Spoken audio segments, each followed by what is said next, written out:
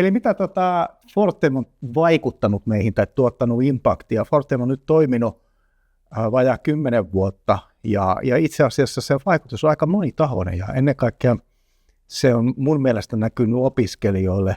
Meidän opiskelijavaihdosta itse asiassa on lyhytvaihdosta. Valtaosa tällä hetkellä kohdistuu Fortem-maihin tai Fortem-yliopistoihin, mikä on aika jännää, koska me ollaan aina oltu aika isoja opiskelijavaihdossa, niin se on ikään kuin konsentroitunut sinne.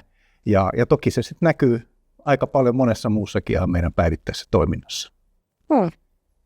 Ja mikä on mun mielestä aika mielenkiintoista, niin mä itse aikaisemmin pidin aika epätodennäköisin, että tutkimusta alkaisi ikään kuin syntyä sillä Fortemin sisällä sen takia, että tutkijat heillä on omat verkostonsa ja he toimivat niissä, mutta nyt näyttää, että varsinkin nuoremmat tutkijat, tohtorikoulutet ovat löytäneet Fortemin mahdollisena kansainvälistymisen keinona, ja tämä on tietysti tosi hyvä juttu. On. Mutta mitä sä näet, mitä opiskelijat voisivat tulevaisuudessa Fortem-allianssilta saada?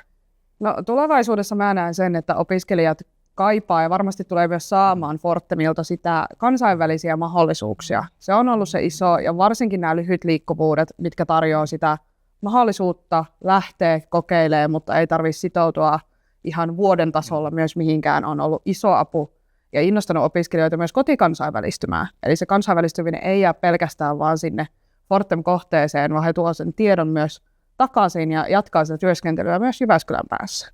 Miten te sitten pidätte huolen siitä, että Fortem pysyy kestävänä ja vaikuttavana myös tulevaisuudessa? Joo, tästä on itse asiassa tänään täällä Opolessa ollaan juteltu tosi paljon rehtoreiden kanssa ja varmaan jatketaankin sitä, että totta kai niin kuin Fortemin taustalla on rahoitus, mikä on saatu Euroopan unionilta, mutta se ei ole ollenkaan selvää, että onko meillä rahoitusta aina välttämättä tulevaisuudessa.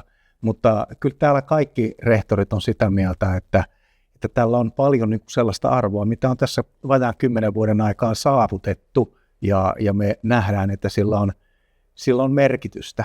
Ja sitten me vaan pitää löytää niitä keinoja, millä me pidetään Fortem elossa tulevinakin vuosina.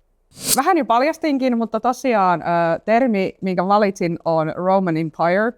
Ja ilmeisesti päätellen uskon, että historioitsijana tiedät, mistä puhutaan, mutta ei ole varmaan tuttu tämä uusi tapa, millä sitä hyödynnetään tässä nuorempien keskuudessa. No ei todellakaan, eli kyllä mä Roman Imperiumin tiedän. Joo, kyllä vain.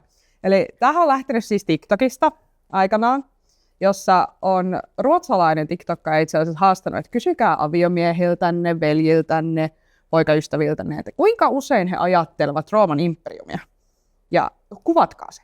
Ja tästä lähti tämmöinen TikTok-trendi, missä ihmiset sitten kuvasivat näitä ihmisiä ja kysyivät tämän kysymyksen. Ja pääsemme kaikki yllättymään, miten usein ihmiset ajatteli Rooman imperiumia.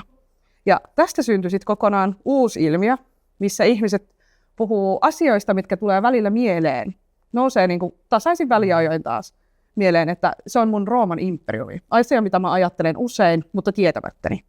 Okei. Esimerkiksi mulla hyvin vahvasti on kiinnostunut Schaumaninlinnan historiasta, niin mulla välillä tulee mieleen sieltä niitä pieniä faktoja, mitä Schaumaninlinnassa on vuosien aikana tapahtunut. Se on varmaan se mun Rooman imperiumi. Okei. Joka päivä jotain uutta. Kyllä.